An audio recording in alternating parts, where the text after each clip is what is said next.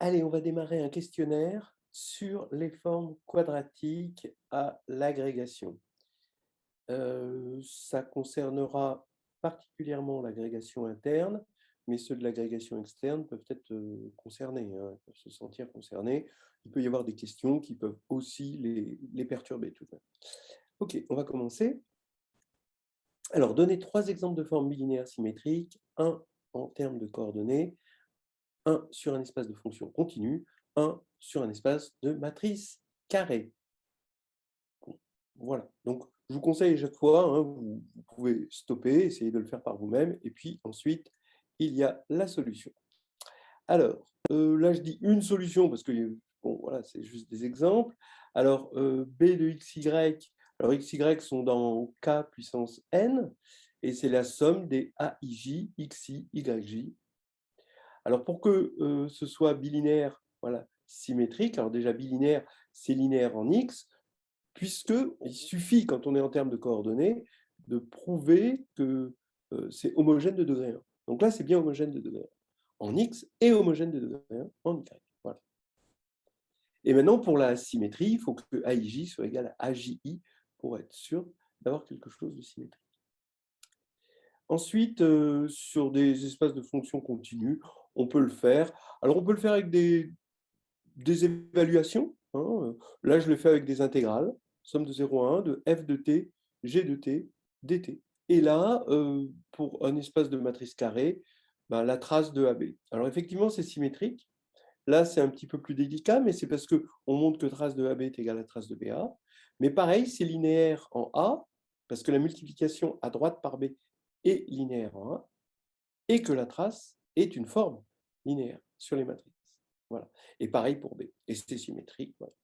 Des formes bilinéaires symétriques définies positives en termes de coordonnées sur un espace de fonction continue, sur un espace de matrice carrée. Alors, là, ben, B de x, y égale somme de xi, yi. Alors, c'est bilinéaire. Oui, linéaire 1, hein, on voit à gauche, à droite. Alors, toujours ce truc, bon, bah, c'est homogène de degré 1. Hein. Tant que c'est en termes de coordonnées, c'est facile. Et puis, bah, symétrique, oui. Définie positive, bah oui, parce que comme on a pris toutes les coordonnées, si on regarde Q de x, alors on va avoir la somme des xi carrés, et ça va faire 0. Et du coup, c'est toujours positif ou nul, et c'est nul que si tous les xi sont nuls, c'est-à-dire si x est nul. On regarde l'espace des fonctions continues sur 0, 1, et là, l'intégrale ici est bilinéaire, toujours pareil, symétrique bien sûr, mais aussi définie positive, parce que l'intégrale d'une fonction positive f carré, ben, c'est positif, et c'est nul si et seulement si f est nul partout, parce que f est continu sur 0, 1. Au départ, f carré est nul partout, puis f est nul partout. Et là, sur un espace de matrice carrée, on a B de AB égale trace de A transposée de B. Oui, on vérifie que quand on fait ce calcul, quand on fait tout le calcul, on vérifie que ça fait somme indice J de AIJ, BIJ. Alors, ça aurait été BJI si on n'avait pas eu la transposée, mais c'est BIJ. Donc, la forme quadratique associée, c'est la somme des AIJ carrés. Et comme on a fait parcourir tous les IJ, hein, de 1 à n, eh bien, ça va nous donner une forme, bien sûr, positive, mais définie, puisque si c'est nul, ça veut dire que tous les coefficients sont nuls. Donner la définition des applications linéaires d'un espace E dans son dual associé à une forme binaire symétrique B sur E. En fait, cette application linéaire, elle est importante parce que dès qu'il y a quelque chose d'un peu profond et un peu inhabituel, on revient sur elle. Voilà. Qu'est-ce que le rang de la forme bilinéaire B? Vous voyez, tous les problèmes de définition découlent de cette application linéaire. Et solution, ben on va regarder phi B, l'application qui va de E dans E étoile, qui a X donne B, X. Donc, en gros, l'application qui a Y donne BXY. Voilà. qui est un élément du dual. Donc phi b est linéaire parce que b est linéaire à gauche, et phi b de x est bien défini parce que ça va bien dans le dual, parce que b de x, y est linéaire à droite, hein, donc en y, et c'est une forme. Voilà. Le rang de b, par définition, c'est le rang de cette application linéaire phi b. Je vous fais remarquer au passage que la matrice de phi b, alors pour une base E dans grand E et sa base duale E étoile dans grand E étoile, c'est ce qu'on appelle la matrice de B. Et donc, le rang de cette matrice de B, qui est constitué des B de EI, EJ, hein, c'est ça ces coordonnées, ça va être exactement le rang de B, et le rang de l'application linéaire phi B, évidemment. Relier l'orthogonale d'un sous-espace F pour la dualité et pour une forme bilinéaire B. Alors donc, en gros, quand on a un sous-espace F de E, de l'espace E, on a un orthogonal pour la dualité, c'est-à-dire F orthogonal, qui lui habite dans le dual E étoile. C'est l'ensemble des formes linéaires qui s'annulent sur F, ou alors c'est le noyau de la restriction F. On peut le voir comme ça, c'est utile de le voir comme ça.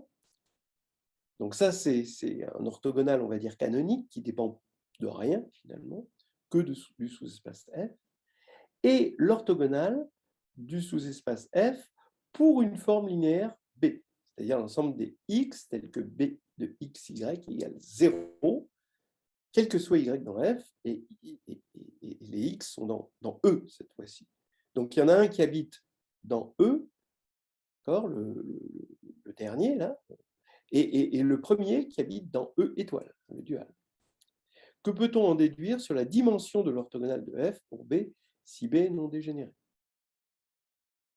Alors la solution, donc on prend ce F orthogonal, l'orthogonale canonique dans E étoile, et cette orthogonale-là pour B. Eh bien, voilà, hein, c'est des questions de cours, après vous pouvez le montrer. Donc cette orthogonale, c'est l'image réciproque de l'orthogonale canonique par phi B. Bon, c'est tout droit, hein, vous pouvez presque montrer tout droit l'égalité sans avoir besoin d'une double inclusion, c'est presque tautologique. Et donc, si B est non dégénéré, ce qu'on appelle non dégénéré, c'est quand le noyau de B, de phi B, est nul. Donc, quand phi B, finalement, comme dim de E est égal à dim de E étoile, hein, regardez, hop, voilà. Donc, ça veut dire que si le noyau est nul, ça veut dire que ça, c'est un isomorphisme, puisqu'on est en dimension finie et qu'il y a la même dimension. Eh bien, du coup, phi-1, ça, c'est un isomorphisme, et donc la dimension ici est égale à la dimension là.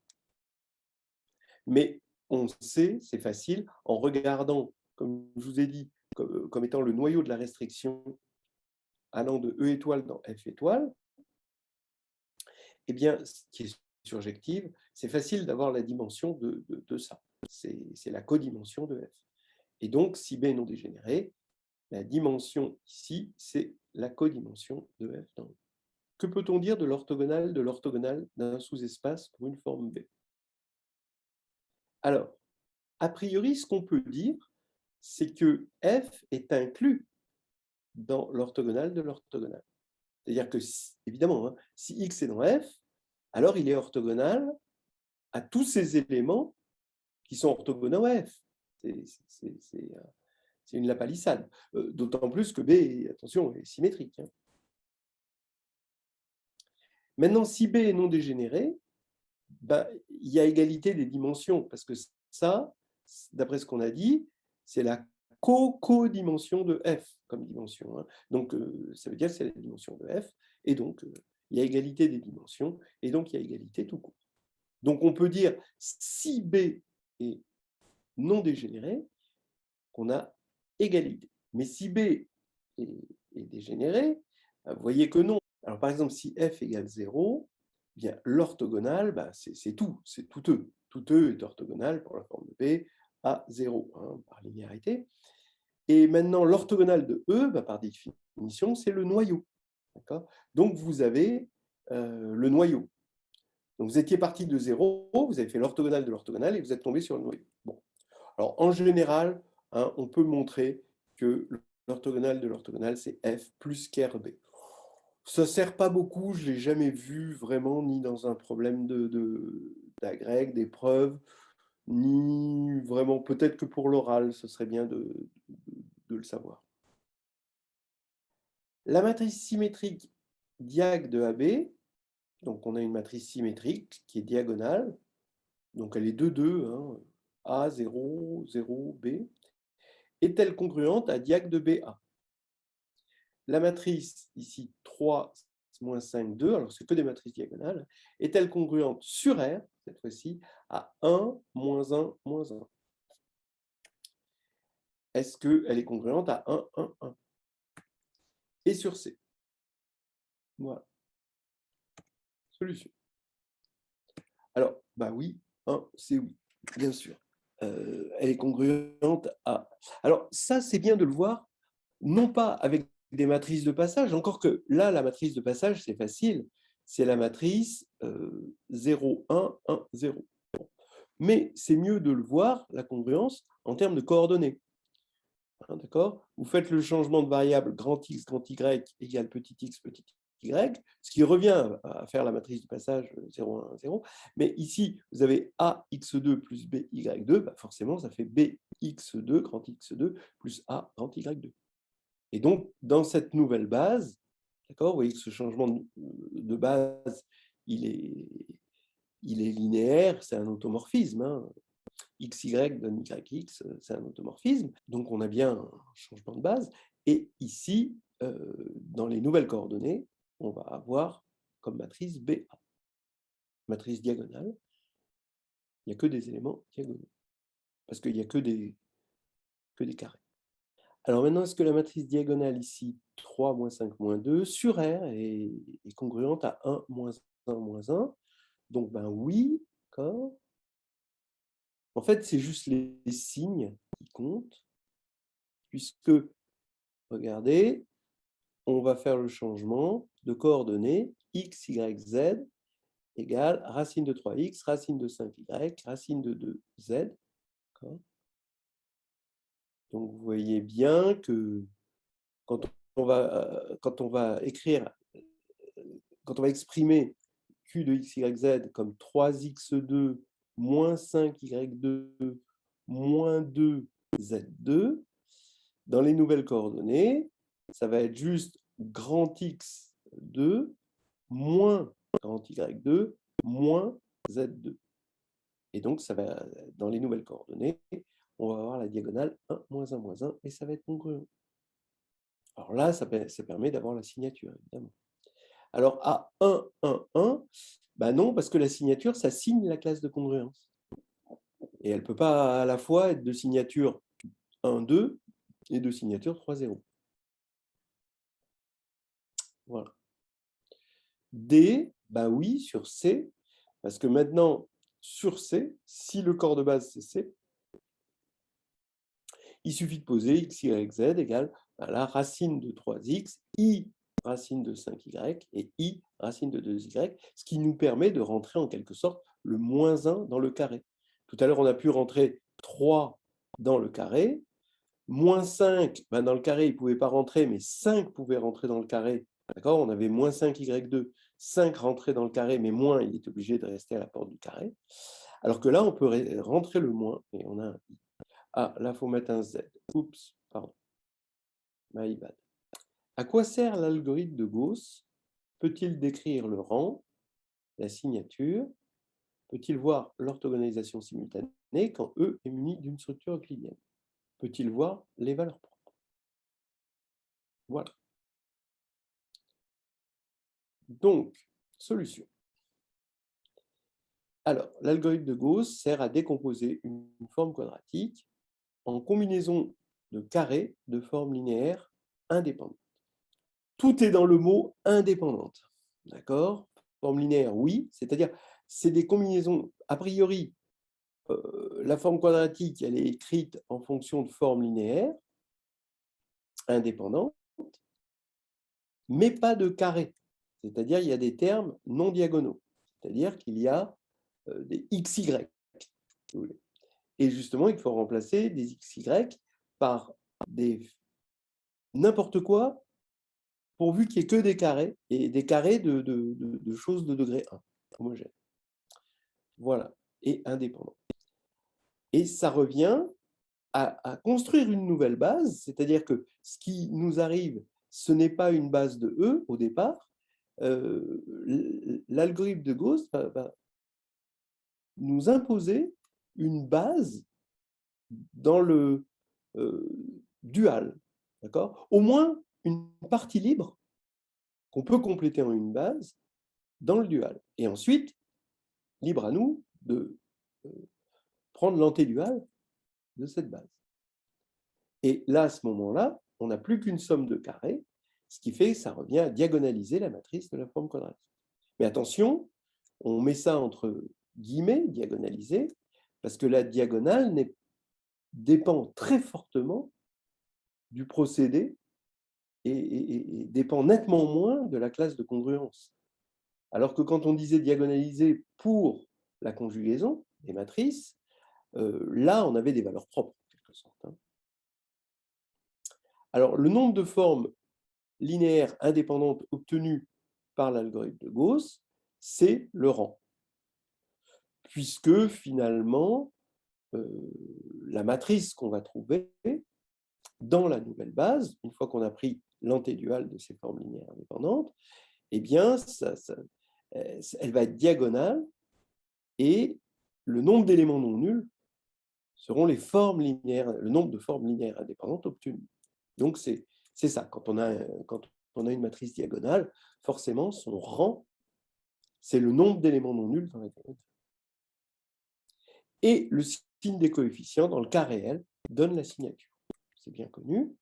Maintenant, ça fournit par construction une matrice de passage P, telle que A égale P transposé dP. D'accord ? P transposé dP. C'est-à-dire que, en gros, vous allez avoir une matrice de passage, vous allez avoir une nouvelle base, et dans cette nouvelle base, on va avoir une matrice diagonale. La matrice de Q, ou de B, si vous préférez, de la forme bilinéaire symétrique, va devenir, cette fois-ci, diagonale. Alors, la matrice de passage, maintenant, eh bien, très très souvent, elle est triangulaire quand on a utilisé l'algorithme de Gauss, sauf si tout d'un coup, on s'est retrouvé avec 0 carré. Donc, si on s'est retrouvé dans cette situation-là, on a dû dégainer une certaine formule qui ne donne pas des matrices de passage triangulaires. Voilà. Mais génériquement, on tombe sur quelque chose de triangulaire. Donc, une matrice triangulaire, en général, elle n'est pas orthogonale. Il y a un théorème qui dit, très simple, hein, qui dit qu'une matrice orthogonale de R, si elle est triangulaire, alors elle est forcément diagonale. Et en plus, diagonale avec des 1 et des moins 1 sur la diagonale. Donc, pour vous dire à quel point c'est rare que l'algorithme de Gauss nous donne une matrice orthogonale. Alors, pourquoi je dis ça? Parce que du coup, on n'a pas l'orthogonalisation simultanée. L'orthogonalisation simultanée, c'est si on arrive à orthogonaliser avec une matrice P qui, elle, est orthogonale. Donc, du coup, on ne peut pas avoir les valeurs propres. Comme elle n'est pas orthogonale, P transposé, c'est différent de P-1. Si ça avait été P-1, on aurait pu dire qu'on voit les valeurs propres de A, évidemment. Sur tout corps de caractéristiques différentes de 2, une matrice symétrique est congruente à une matrice diagonale. Vrai ou faux? Justifié. Solution. Vrai, c'est exactement l'algorithme de Gauss, mais qu'on voit matriciellement. C'est ce qu'on a dit tout à l'heure. Deux matrices carrées au même rang. Sont-elles congruentes? Sur R, point d'interrogation, sur C. Alors, sur R, deux matrices de même rang, mais de signatures distinctes, ne sont pas congruentes, puisque la signature, c'est la marque de fabrique de la classe de congruence. il y a une bijection entre les classes de congruence et les signatures possibles. Donc, sur R, deux matrices de même rang, mais de signatures distinctes, ne sont pas congruentes. Sur C, elles sont congruentes, oui. Alors, elles sont congruentes. On l'a vu un petit peu tout à l'heure, parce que à partir du moment où elles ont même rang, comme elles sont entre guillemets diagonalisables par congruence, ben, il va y avoir le même nombre d'éléments non nuls sur la diagonale, puisqu'elles ont même rang. Et que le rang, c'est le nombre d'éléments non nuls. Et ensuite, on arrive toujours à se débrouiller, comme on a fait tout à l'heure, pour trouver un changement de base à partir du moment où elles ont le même nombre d'éléments non nuls. La réciproque est vraie, la réciproque est évidente. Si elles sont congruentes, alors elles ont même rang. Ça, c'est toujours vrai. Deux matrices congruentes sont forcément équivalentes, donc ont même rang. Alors, on suppose E de dimension n et Q égale somme de I égale 1 à n de alpha I Li carré. Les Li, c'est les formes linéaires indépendantes. Voilà.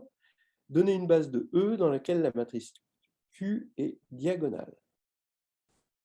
Alors là, toujours, c'est toujours comment on passe de l'algorithme de Gauss qui part d'une expression de Q à quelque chose de matriciel, donc finalement qui va dépendre de la construction d'une base. Alors, les Li, alors on est en dimension n, et là il y en a n. Donc comme les Li sont indépendantes, elles forment une base de l'espace dual. Donc maintenant, on regarde la base antéduale. La base antéduale, c'est la base dans laquelle les Li sont les coordonnées. Donc maintenant, Q s'écrit somme de I égale 1 à n de alpha I xi carré, puisque les xi sont égaux aux Li, ce sont les coordonnées. Voilà. Alors maintenant, au passage, si on n'était pas allé jusqu'à n, mais si on avait du rang R, si on allait jusqu'à R, là on serait allé jusqu'à R, mais pour construire la base, il aurait fallu compléter la famille indépendante en une base. Et là, ça aurait été pareil, ça aurait continué. Soit P, la matrice de passage de B vers B'. Quelle est la matrice de passage de B étoile vers B' étoile? Alors ça, c'est à bien connaître, ça se démontre, c'est P transposé moins 1. Et vous voyez que quand vous le faites deux fois, vous retombez sur P. C'est-à-dire que ça, c'est typique de quelque chose d'un peu profond dans les espaces vectoriels de dimension finie. C'est ce qu'on appelle le bidual. À chaque fois, on fait deux fois quelque chose, on retombe sur nos pattes. C'est à cause de la bidualité.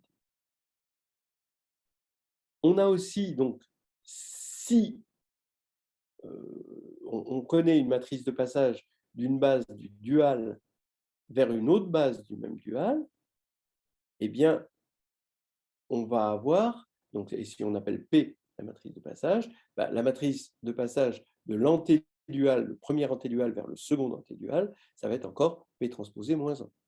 Comment comprendre en termes de congruence l'identité remarquable, x2 moins y2 égale x moins y facteur de x plus y. Ça, c'est important de savoir faire ça. Alors, donc, on pose grand X, cette coordonnée, là, c'est la coordonnée x moins y, et grand Y, la coordonnée x plus y. Donc, petit x moins petit y, c'est E1 étoile moins E2 étoile, ça c'est la première coordonnée, c'est la deuxième coordonnée. Et là, c'est E1 étoile plus E2 étoile. Donc, on a ici et là une famille indépendante à deux éléments. D'accord, ça c'est clair que c'est indépendant. Pourquoi c'est indépendant? Parce que quand on regarde cette famille matriciellement, 1, moins 1, 1, 1, d'accord? On a 1, moins 1, j'écris ça en colonne, évidemment, et 1, 1, le déterminant, c'est moins 2. Bon, on va supposer qu'on est en caractéristique différente de 2, de toute façon. Et donc, c'est bien différent de 0, et on a l'indépendance. Voilà, sur K2.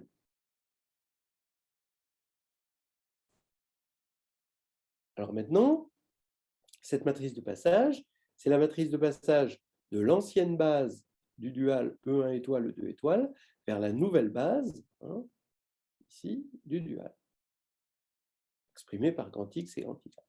Donc, on voudrait une base de E maintenant, plus une base du dual, une base de E où les coordonnées sont justement X moins Y et X plus Y.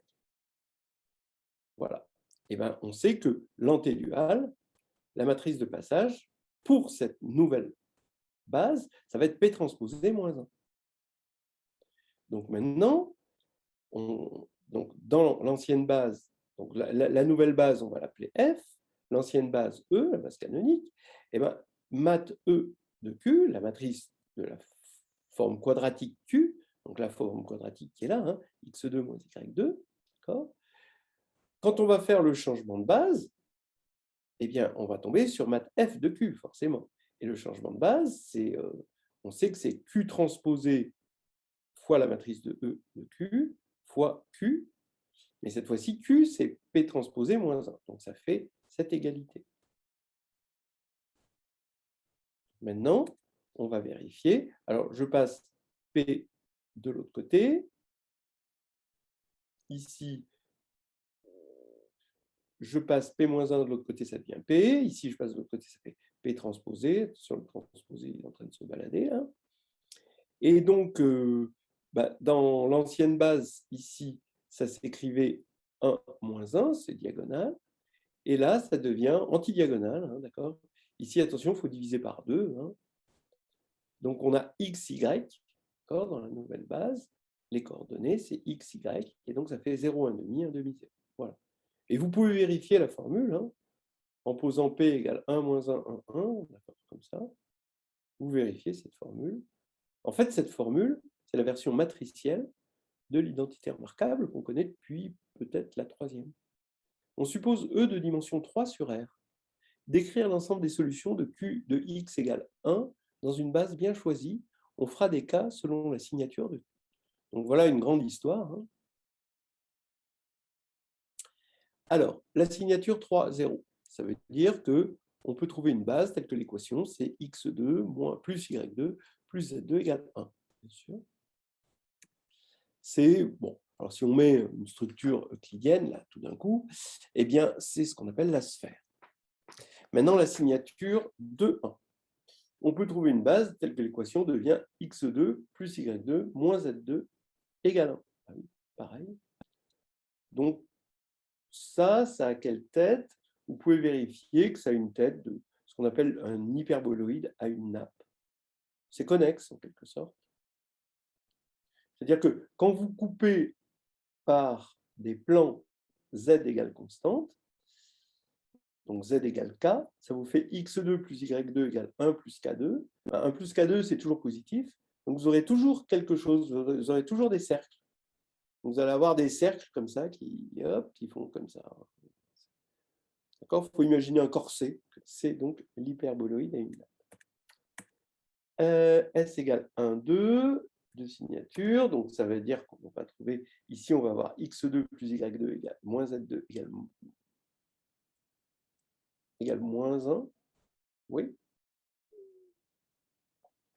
Alors je l'ai mis sous cette forme, parce qu'en fait j'aurais pu mettre moins x2 moins y2 plus z2, qui est de signature 1, 2, égale 1, d'accord, à cause du égal 1. Donc je multiplie par moins 1 des deux côtés, je trouve ça.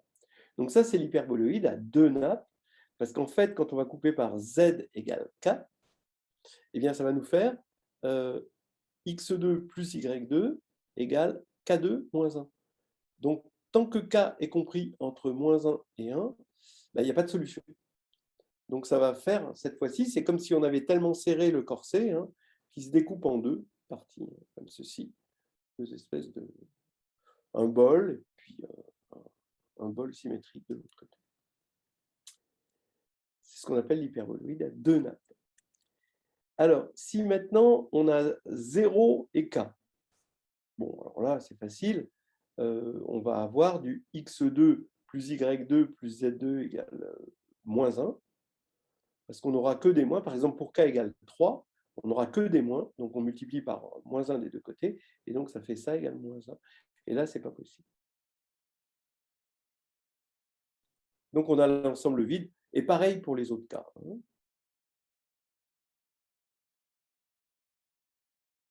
S égale 2, 0. Ben là, ça fait x2 plus y2 égale 1. Et là, c'est un cylindre. Cette fois-ci, c'est un corset, mais de quelqu'un qui est tout uniforme, comme ça. Puisque quel que soit z, eh ben, on a le même cercle de rayons. 1, 1. Bon, ben là, on va avoir x2 moins y2 égale 1. C'est le produit d'une hyperbole. Donc, vous imaginez une hyperbole, tant que vous êtes dans le plan z égale 0, c'est la bonne vieille hyperbole. Et puis ensuite, vous avez cette même hyperbole qui va continuer à tous les étages, quoi, quel que soit z. Donc, c'est le produit d'une hyperbole par R, R étant représenté par les variations de z. S égale 1, ben voilà, on a x2 égale 1, x égale 1 ou x égale moins 1. Donc, ça nous fait deux plans parallèles. Voilà, on a fini la première partie du questionnaire et on fera tout à l'heure la deuxième partie du questionnaire où on attaquera Gram-Schmidt, on attaquera l'orthogonalisation simultanée, le théorème spectral, etc. Donc des choses un petit peu plus avancées. Bonjour, donc nous voilà rendus à la deuxième partie du questionnaire sur les formes quadratiques. Là, on va attaquer l'orthogonalisation de Gram-Schmidt. Et on commence tout de suite. Alors, d'abord, le procédé d'orthonormalisation de Gram-Schmidt concerne-t-il les formes bilinéaires symétriques quelconques, les formes bilinéaires symétriques non dégénérées ou les formes symétriques définies? On peut en choisir plusieurs parmi les trois. Solution. Eh bien, que les dernières, évidemment, il y avait un piège. Donc, ben oui, il faut normaliser. Dans orthonormalisation, il y a norme, voilà. Et donc, il faut diviser par la norme à un moment. Et quand on divise par la norme pour normaliser, ben, la norme doit être évidemment non nulle. Et donc, il faut que la forme symétrique soit définie. Donc déjà, il faut qu'on soit sur R, hein, absolument, et que ce soit donc défini. Alors, défini, ça veut dire que la forme quadratique associée ne s'annule jamais, sauf en 0. Maintenant, si la forme est juste symétrique, alors on peut orthogonaliser, mais pas orthonormaliser. Bon, alors, notons que ce procédé marche aussi dans les espaces hilbertiens, c'est-à-dire que quand on est dans C, on peut continuer ce procédé de Gram-Schmidt. Hein. Mais là, cette fois-ci, il ne concerne plus des formes quadratiques, mais des formes hermitiennes, c'est-à-dire qu'on a... il faut mettre le morphisme bar, Z donne Z bar, dans la machine.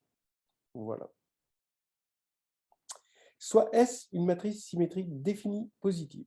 Alors, S une matrice symétrique définie positive, ça veut dire une matrice carrée, réelle, et la forme quadratique de Rn qui a pour matrice S dans la base canonique, eh bien, elle se doit d'être définie positive. C'est ça la définition.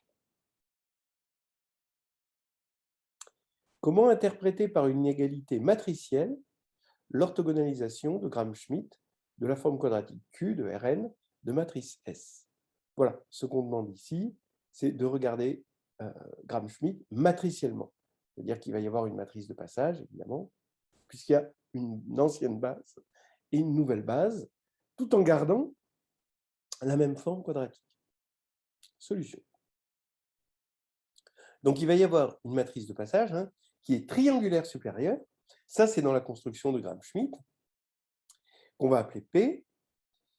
Et dans la nouvelle base, donc a priori S, bon, c'est une matrice symétrique, mais une matrice symétrique réelle voilà, quoi, qui est pas diagonale, qui n'est pas l'identité, qui n'est pas tout ça. Bon, voilà, c'est une matrice S.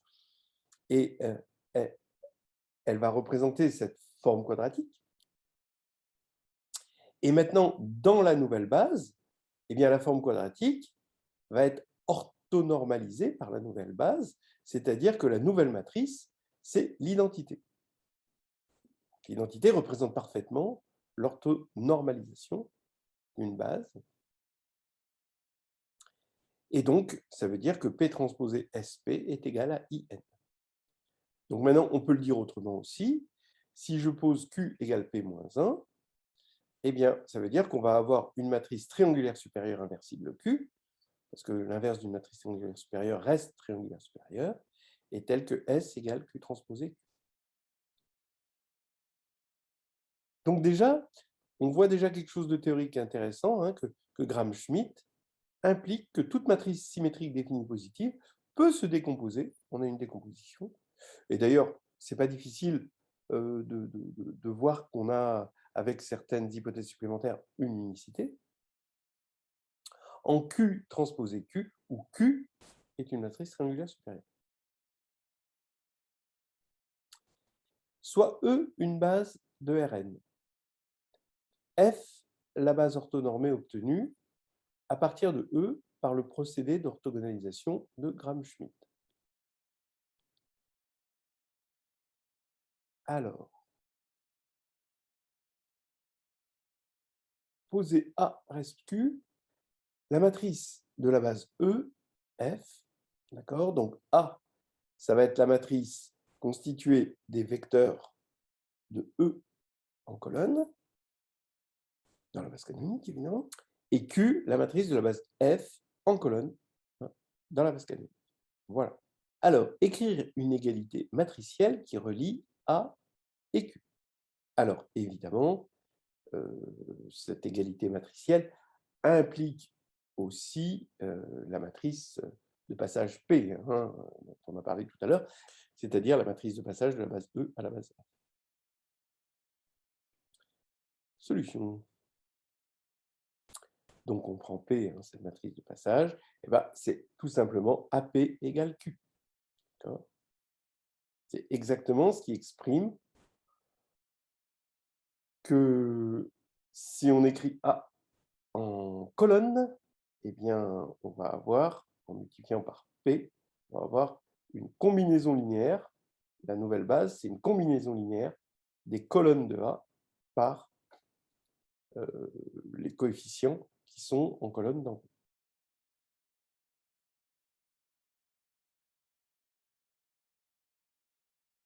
Alors maintenant, si on pose R égale P-1, ben on trouve le fameux A égale QR. Alors Q, c'est une matrice orthogonale, puisque F est une base orthonormée, donc Q est une matrice orthogonale, hein, c'est ça, et R, triangulaire supérieur. Alors pareil, on a une décomposition QR. Cette décomposition QR est très utile, par exemple, vous voyez, si vous voulez résoudre des systèmes. Pourquoi? Parce que résoudre un système, ça revient à inverser une matrice, et inverser A, c'est très facile, parce que c'est facile d'inverser Q, ce Q est orthogonal, donc son inverse, c'est sa transposée, et c'est assez facile d'inverser R, parce que R est triangulaire. En plus, on a une certaine unicité si on suppose que R possède, et c'est le cas pour le procédé d'orthogonalisation de Gram-Schmidt, une diagonale strictement positive. Alors, soit A une matrice symétrique définie positive, N, et I une sous-partie de l'ensemble de 1N. On va appeler AI la sous-matrice extraite de A selon les lignes et colonnes numérotées par I, ce qui veut dire qu'on va juste choisir les lignes numérotées par I et aussi les colonnes numérotées par I. Donc, il faut que ce soit bien le même I pour les lignes et pour les colonnes. La matrice AI est-elle symétrique? Est-elle définie? Est-elle positive? Solution. Ben oui. Les trois maréchals. Regardez, ça ne se fait pas avec des valeurs propres, ça ne se fait pas avec des déterminants, c'est beaucoup plus simple que ça. Pas aller chercher les valeurs propres. Certaines personnes font ça d'expérience. Je sais que certaines personnes tentent les valeurs propres, mais ça, c'est trop difficile. On dit que A est la matrice de la forme euclidienne Q dans la base EI, d'accord? Dans la base canonique. Hein. Et maintenant, tout simplement, A indice I, par construction de la matrice d'une forme quadratique, c'est la matrice de la restriction de Q dans la base EI. Donc ça, on s'en convainc facilement, juste avec les définitions. Maintenant, on est en train de se demander si AI est encore symétrique, définie positive. Mais oui, puisque c'est la matrice de Q, et Q, elle reste euclidienne, hein, ça reste défini positif. Donc, AI est encore symétrique, défini positif. Donc ça, c'est important. Hein. La restriction d'une forme quadratique définie positive à un sous-espace reste définie positive. Alors ça, c'est assez typique, cet exercice, parce que les gens veulent ramener souvent les problèmes de positivité aux valeurs propres qui sont positives. C'est vrai, hein, il suffit de regarder si les valeurs propres sont positives. Mais les valeurs propres d'une matrice extraite, c'est très difficile à obtenir à partir des valeurs propres de la matrice de départ. Donc ça, c'est un piège, hein, finalement, c'est un exercice test pour voir si la personne connaît, ne se ramène pas systématiquement à des endomorphismes, hein, mais est capable de raisonner directement avec une forme quadratique. Soit M une matrice carrée réelle. Montrer que M transposé M est une matrice symétrique positive. Ça, c'est assez connu. C'est quelque chose qu'il faut savoir bien faire. Montrer que si M est inversible, alors M transposé M est symétrique défini positif. C'est souvent dans des écrits, hein, c'est une question classique à l'oral aussi. Hein. Solution. Alors, la matrice M transposé M est clairement symétrique. Maintenant, dans l'espace euclidien Rn, on a pour X dans Rn. Alors, regardons X, M transposé Mx. Alors là, on est dans l'espace euclidien. Ça, c'est la forme, là, entre les deux angles, c'est la forme bilinéaire, c'est le produit scalaire. X, M transposé Mx. Donc, on peut passer le M transposé de l'autre côté, il devient M. Et là, on a la norme au carré de Mx, donc c'est positif. Alors, là, hein, on commence à avoir deux formes. Une forme quadratique, finalement, donnée par une matrice symétrique, ici, et une forme euclidienne, le produit scalaire. Et du coup, le lien entre la forme quadratique ici et l'endomorphisme représenté par M transposé M, eh bien, c'est que la forme quadratique, qu'on va appeler Q de X, Q de grand X, associée à M transposé M, eh bien, Q de grand X est égal à X, M transposé M, X. Voilà, entre crochets. Voilà, ça c'est le truc important à savoir. Hein. Maintenant, l'égalité a lieu si et seulement si Mx égale 0.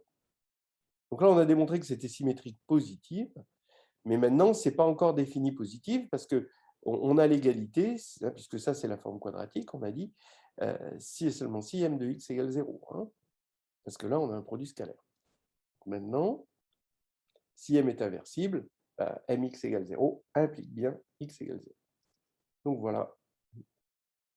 En fait, on a même un si et seulement si. Hein.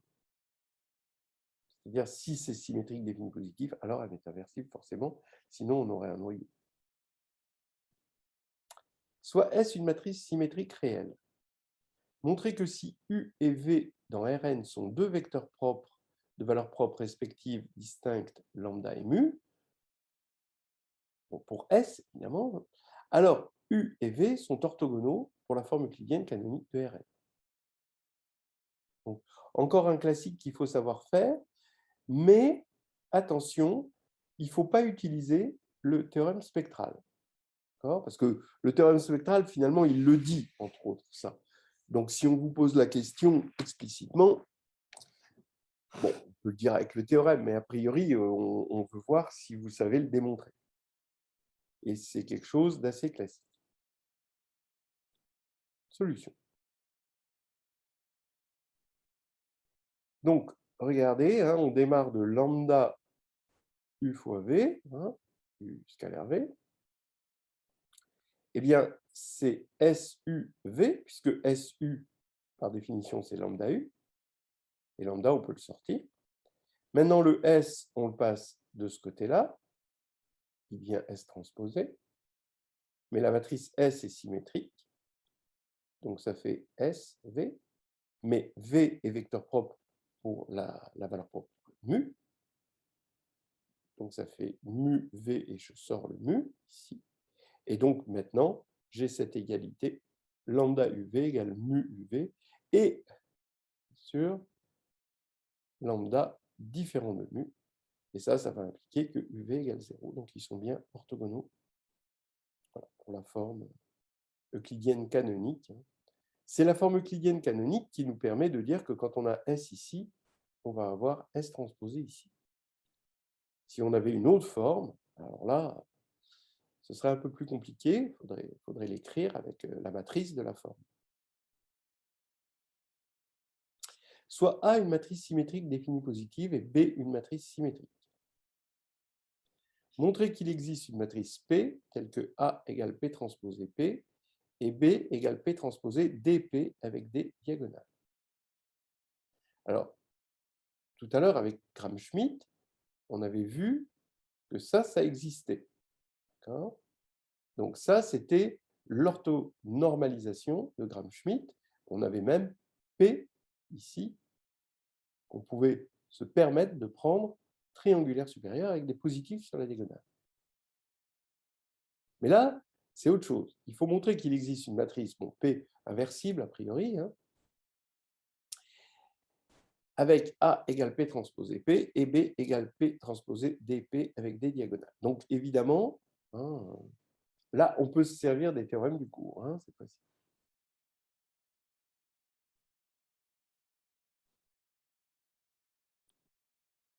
Solution. Bah, c'est exactement en fait, le théorème d'orthogonalisation simultanée. On ne vous demande pas de redémontrer, il est trop dur à démontrer hein, quand même. Donc, l'orthogonalisation simultanée assure qu'il existe une nouvelle base qui est à la fois orthonormée pour la forme B, que j'appelle B indice A, hein, associée à A, et orthogonale pour la forme B indice B. Ça, c'est ce que dit le théorème d'orthogonalisation simultanée. Donc maintenant, si on pose Q égale, si Q, c'est la matrice de passage vers cette base, de l'ancienne base vers la nouvelle base, donc je prends maintenant Q égale P-1 ou P égale Q-1, on va avoir que, comme tout à l'heure avec le procédé d'orthogonalisation de Schmidt, d'orthonormalisation de Schmidt, on va avoir identité égale Q transposé à Q. J'appelle Q, cette matrice de passage de l'ancienne base vers la nouvelle base. Donc l'ancienne base vers la nouvelle base, évidemment, elle va nous amener vers l'identité, puisque c'est orthonormé pour BA. Et D égale Q transposé BQ, parce que c'est orthogonal pour la forme liée à B. Et donc, on a les formules demandées en posant P égale Q-1 en passant de l'autre côté. Voilà. Une matrice symétrique S et une base de même taille définissent d'une part un endomorphisme phi, d'autre part une forme quadratique Q. Quel est le rapport entre phi et Q?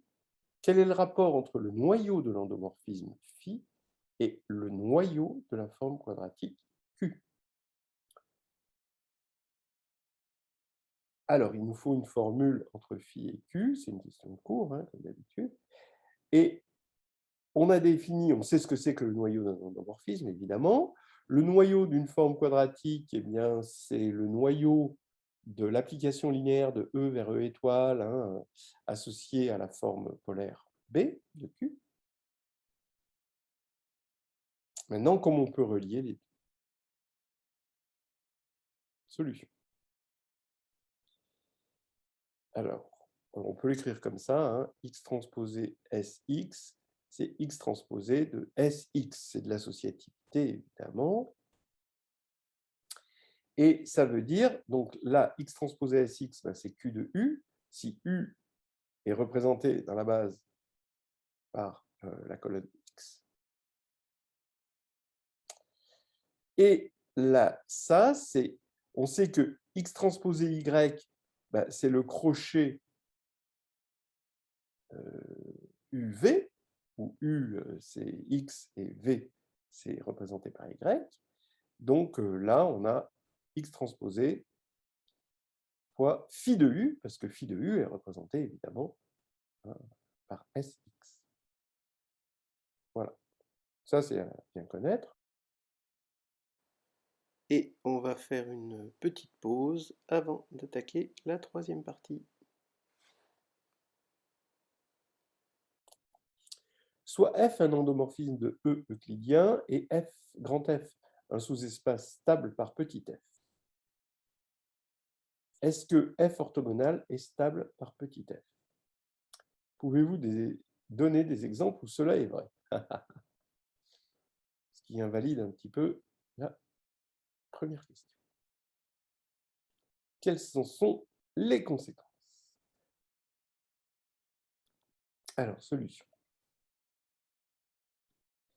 Ben non, F, on s'en doute.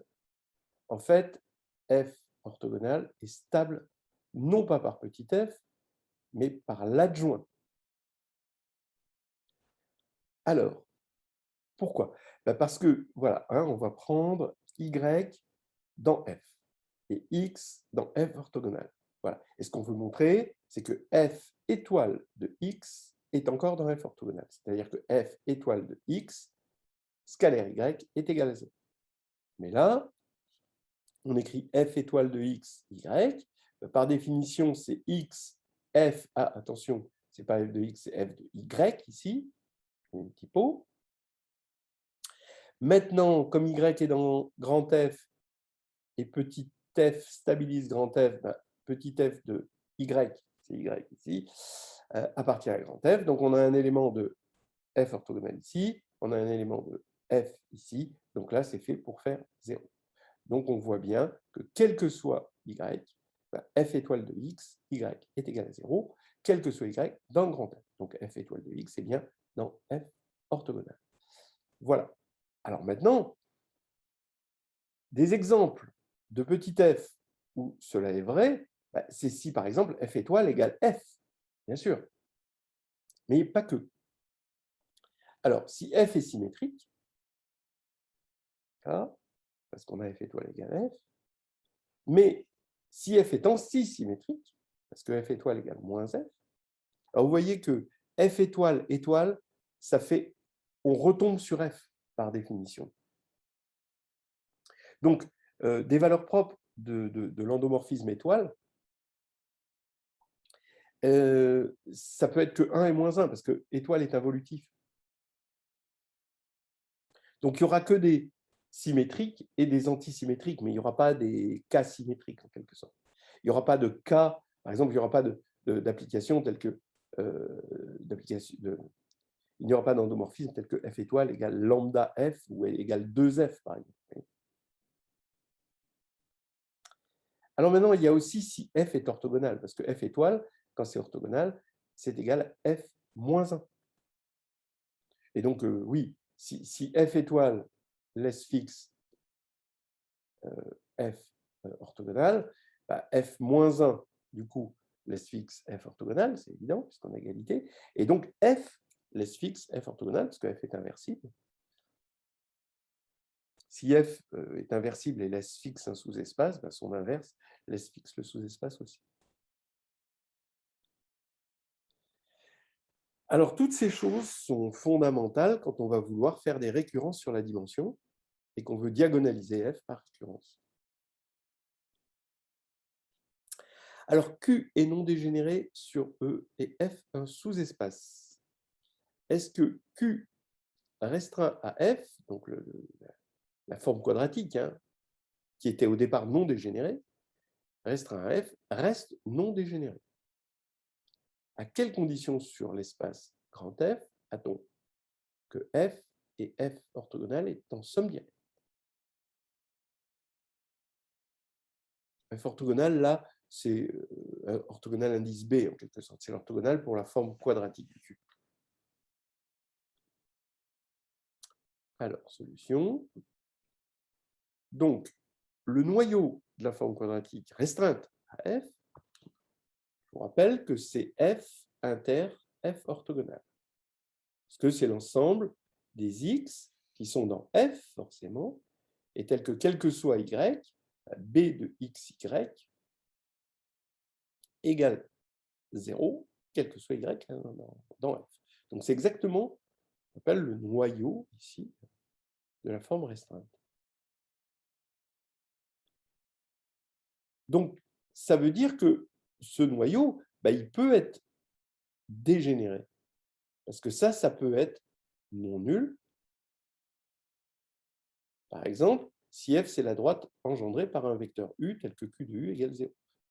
Donc, par exemple, vous prenez la forme quadratique sur R2, x2 moins y2, et donc vous avez le vecteur 1, 1, qui va être un vecteur isotrope, c'est-à-dire il est non nul et q de u égale 0, et forcément, l'orthogonale de la droite engendrée par ce vecteur, c'est elle-même. Alors maintenant, on a f en somme directe avec E. Étant donné que Q est non dégénéré, on a la bonne condition sur les dimensions, c'est-à-dire la dimension de F, c'est la codimension de F orthogonale.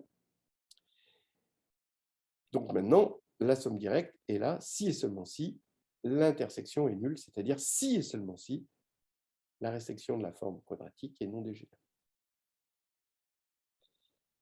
Sur R, on suppose pour une forme quadratique Q que F est en somme directe avec F orthogonale pour E. Pour tout sous-espace F de E. Attention, là c'est pour tout sous-espace F de E. A-t-on Q défini positif? Solution. Alors donc, Q est forcément défini, mais peut être négative, évidemment. Donc comme c'est vrai pour tout sous-espace F, donc on considère U tel que Q de U égale 0. Donc U, il appartient à RU, évidemment, il appartient à la droite qui l'engendre, mais il est orthogonal à lui-même. Donc il est dans l'intersection des deux, et évidemment, d'après l'hypothèse, ça veut dire qu'il est nul, puisqu'il est dans l'intersection de F et F orthogonal, avec F égale RU. Donc U est nul, et ça c'est vraiment la définition d'être défini. Hein. Quand Q de U égale 0 implique U égale 0. Alors, on n'a pas eu de positivité. Hein, y a pas, on peut imaginer une forme négative, vous prenez et vous aurez exactement la même chose.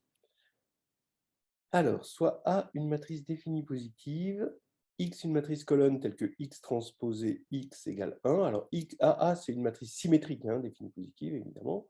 Donc, c'est la matrice d'une forme quadratique définie positive dans la base canonique. X, finalement, c'est un vecteur de norme 1 de Rn. Quel est le plus petit majorant de X transposé à X? Donc, quel est le plus petit, hein, le minimum, de Q de U quand U parcourt la sphère des éléments de norme 1. En gros, hein. Dit autrement, ça peut se dire comme ça. Solution. Alors, il faut donner ce plus petit majorant en termes de A. Hein, en fonction de A. Alors, solution. Donc, c'est encore l'orthogonalisation simultanée, évidemment, puisqu'on voit bien que là, on voit bien hein, qu'on est dans l'orthogonalisation simultanée. On doit gérer à la fois la norme, hein, d'accord, la norme euclidienne, et une forme quadratique.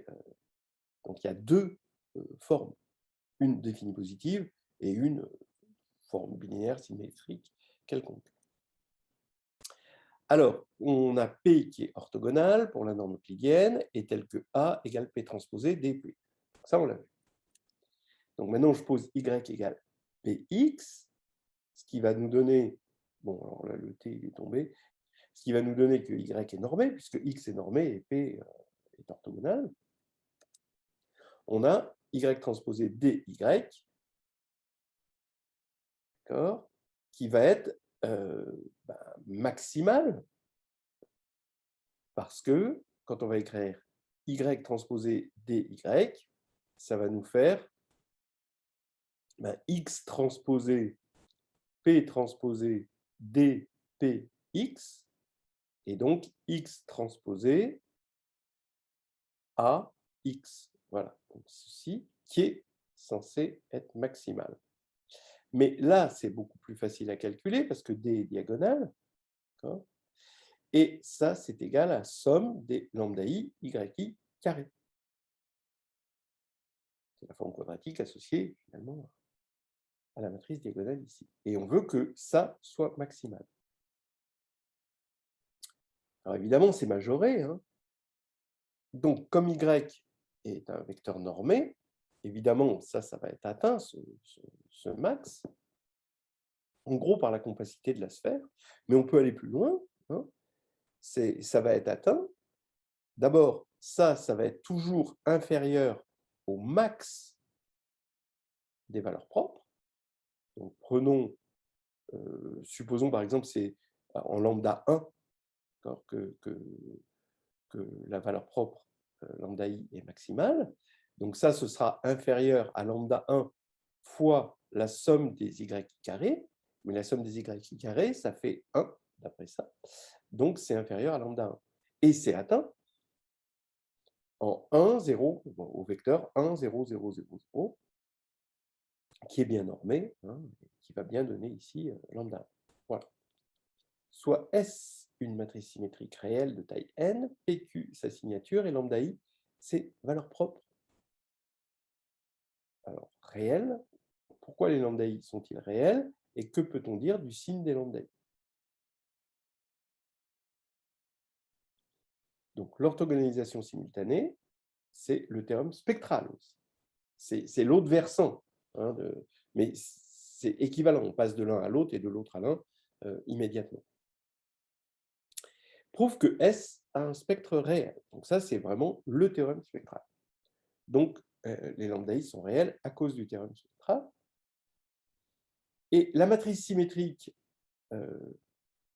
voilà, diag de lambda 1 jusqu'à lambda n, ça a les valeurs propres, elle est de signature PQ, puisque cette matrice, elle est congruente à S.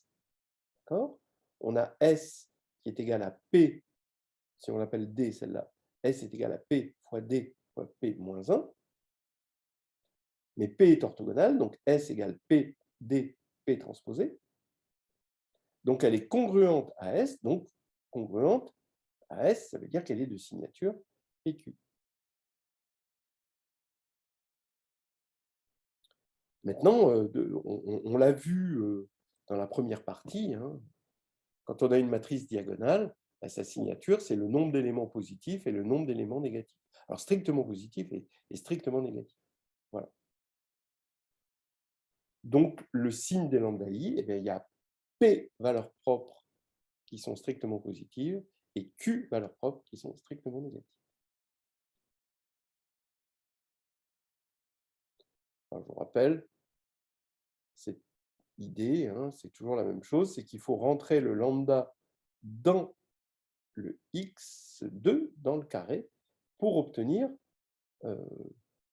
la signature, mais le lambda, lui, il ne peut pas rentrer, s'il est négatif, il faut qu'il laisse le moins devant, pour obtenir un 1, un moins 1 ou un 0 si lambda est nul.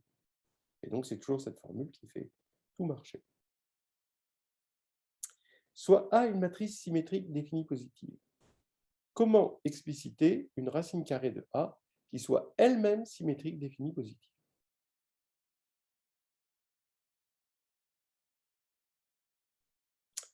Celle-ci est-elle unique? Question difficile. Bon, on verra. Bon. Solution. Alors, on a donc A égale P, D, P-1 avec P orthogonale. Donc, orthogonalisation simultanée. D, elle est diagonale, et les lambda I, c'est les valeurs propres de A. Et ils sont tous strictement positifs, parce que A est symétrique définie positive.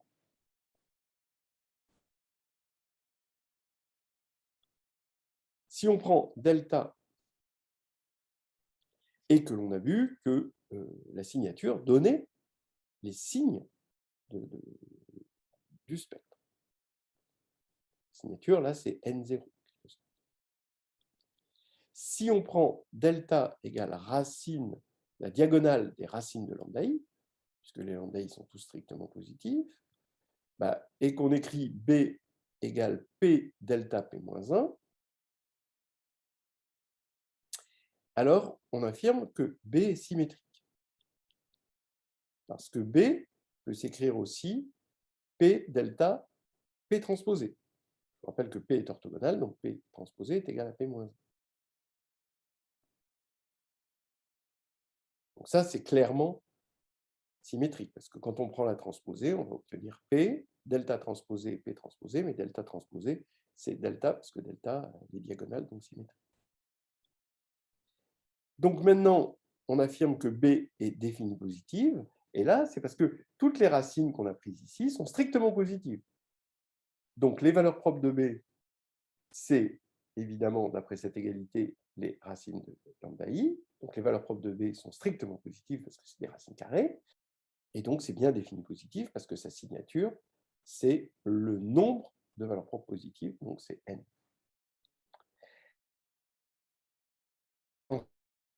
B au carré, quand on va mettre au carré, là on va utiliser, vous voyez, cette formule, et on va avoir P delta 2, P-1. Et là, delta 2, c'est fait pour être égal à D, donc P, D, P-1, ça fait 1. Jongle, d'accord, entre, donc ça c'est typique de la diagonalisation simultanée, hein, on va jongler entre cette formule et cette formule. Elle est symétrique par cette formule. Et ensuite, définie positive, on peut le voir par cette formule aussi. Mais le carré est égal à A grâce à cette formule. Voilà. Allez, c'est terminé. L'unicité, je vous laisse regarder. Bon, c'est dans le chapitre 5 de Histoire hédoniste, de groupe et de géométrie. Voilà.